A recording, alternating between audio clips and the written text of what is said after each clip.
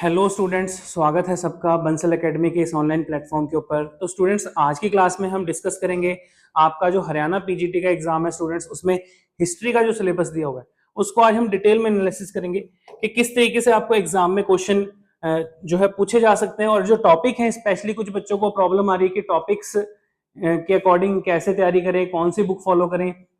ठीक है, तो आपको ancient history, medieval history, modern history या वर्ल्ड हिस्ट्री कहाँ से करनी चाहिए, ठीक है, ये सारी चीजें आगे हम डिस्कस करेंगे। तो सबसे पहले पॉइंट है स्टूडेंट्स हड़प्पा सिविलाइजेशन।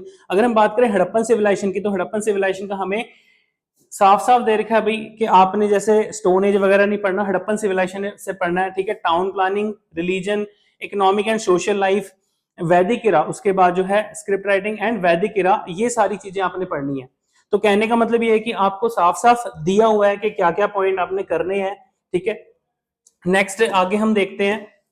सो जो आपकी महाजनपदाज हैं और जो मगध एम्पायर है उसके बारे में दे रखा है कि आपने डिटेल में यहां पर बोल्ड में दे दिया है कि ये वाला टॉपिक आपने, ठीक है, ये वाला टॉपिक आपने करना है। उसके बाद स्टूडेंट्स आगे अगर बात करें तो जो हेटेरोडॉक्स सेक्ट और बुद्धिज्म, जैनिज्म, ये सेक्ट बने उस टाइम पे, इसके बारे में आपको पूछा गया कि ये जो सेक्ट बने उस टाइम पर एक्चुअल टर्म में इनका क्या कारण था, क्यों बने, क्या रीजन था। ठीक है, आपसे एग्जामिनर रीजन पूछेगा, कारण पूछेगा कि क्या पर्पस था इन रिलीजन्स का। ठीक है, मौर्यन एम्पायर के बारे में डिटेल में दे रखा है, अशोका के एडमिनिस्ट्रेशन, चंद्रगुप्त के एडमिनिस्ट्रेशन को डिटेल में हम करेंगे। आगे स्टूडेंट्स गुप्तास एम्पायर के बारे में बता रखा है कि जो गुप्तास थे, गुप्तास के टाइम पीरियड को गोल्डन पीरियड क्यों कहा गया, साफ साफ मेंशन है यहाँ पर गोल्डन पीरियड। समुद्रगुप्त का टाइम पीरियड, चंद्रगुप्त का टाइम पीरियड, चंद्रगुप्त टू का टाइम पीरियड, तो ये सारी की सारी चीजें हम डिटेल में पढ़ेंगे। और फिर लास्ट जो ग्रेटेस्ट हिंदू रूलर हर्षवर्धन हुआ है, पुष्यभूति डायनेस्टी का, ठीक है, उसके बारे में आपको पूछा गया। ठीक है, तो यहाँ पर सिलेबस में मेंशन है। सो आगे नेक्स्ट आ जाओ जी।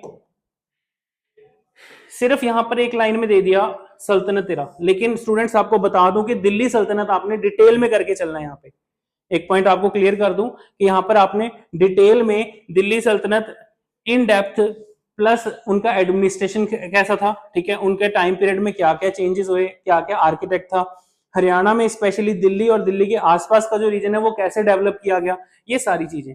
आगे है students Mughal period. Mughal time period 1526 से लेके 1707, मतलब कि ग्रेटर मुगल जो लास्ट औरंगजेब था उसकी डेथ तक का टाइम पीरियड आपको दे रखा है इसमें। ठीक है, तो कहने का मतलब ये है कि ये पॉलिटिकल, एडमिनिस्ट्रेशन, सोसाइटी, इकोनॉमी, ये उन्होंने बुलेट पॉइंट दे दिए, लेकिन ये चीजें सारी हमने डिटेल में पढ़नी है। तो आई होप सबको पॉइंट समझ में आ गए होंगे कि किस तरीके से आपको सिलेबस जो है वो दिया हुआ है। आगे आ जाओ स्टूडेंट्स, नेक्स्ट है जी आपका मिडाइवल पीरियड। ठीक है, मिडाइवल पीरियड के टाइम पे भक्ति मूवमेंट जो था, ठीक है, जो भक्ति एंड सूफिज्म का टाइम पीरियड है वो दे रखा है कि जैसे उस समय पे गुरु नानक देव जी, ठीक है, उस टाइम पर चैतन्य प्रभु, ठीक है, तो मतलब कि कौन कौन से भक्ति सेंट आए, उनके क्या क्या विचार थे, ये सारी चीजें उन्होंने आपको पूछी हुई है। सो पॉइंट ये मार्क कर लो। ठीक है, और इसी तरीके से यहां पर पॉइंट आया था स्टूडेंट्स कि आपका advent of Europeans. Advent of Europeans मतलब कि पोर्चुगीज, ब्रिटिश, फ्रेंच, डच, ये सारी चीजें आपने डिटेल में पढ़नी है। और फिर उसके बाद ब्रिटिश रूल का क्या इंपैक्ट पड़ता है इंडियन इकोनॉमी पे, मतलब कि कैसे उन्होंने इंडिया में इंडस्ट्रियलाइजेशन को बढ़ावा दिया और इंडिया की इकोनॉमी को रूइन कर दिया, जो हमारी हैंडीक्राफ्ट इंडस्ट्री थी। ठीक है, उसके बाद है जी फ्रीडम मूवमेंट 1857, फ्रीडम रिवोल्ट। ठीक है, और ये इसने डिटेल में पूछा है।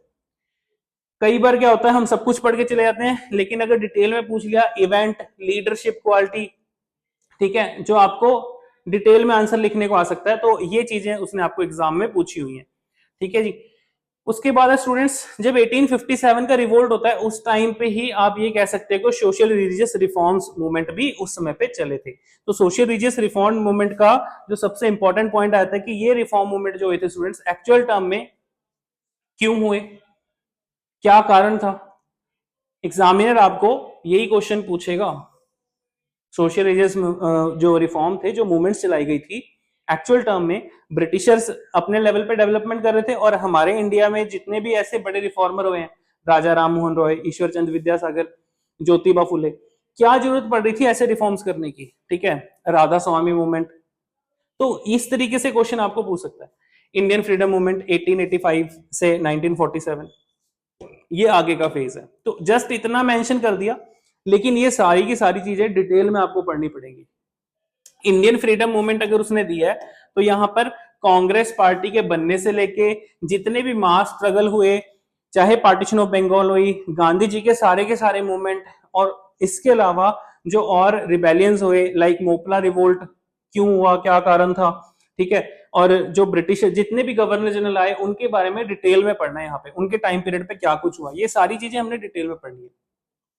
आगे स्टूडेंट्स कॉन्स्टिट्यूशन, तो देश आजाद होने के बाद जो हमारा संविधान लागू किया गया, और देश आजाद होने से पहले 1946 में जैसे कि कॉन्स्टिट्यूशन को बनाने का काम शुरू कर दिया गया था, तो कॉन्स्टिट्यूशन के बारे में भी आपको पूछा गया है। हिस्ट्री में सिर्फ ये नहीं है कि मॉडर्न हिस्ट्री तक ही सीमित है, कॉन्स्टिट्यूशन का पोर्शन भी पूछा गया है। अंडरस्टैंड? तो पूछ लेगा भाई डिटेल में, क्यों पूछ सकता है। एट प्रेजेंट न्यूज में भी ये चीज चली हुई थी कि हमारे देश के फर्स्ट प्राइम मिनिस्टर का सबसे इंपॉर्टेंट रोल था कॉन्स्टिट्यूशन को बनाने में, ठीक है, उनकी भी अहम भूमिका थी।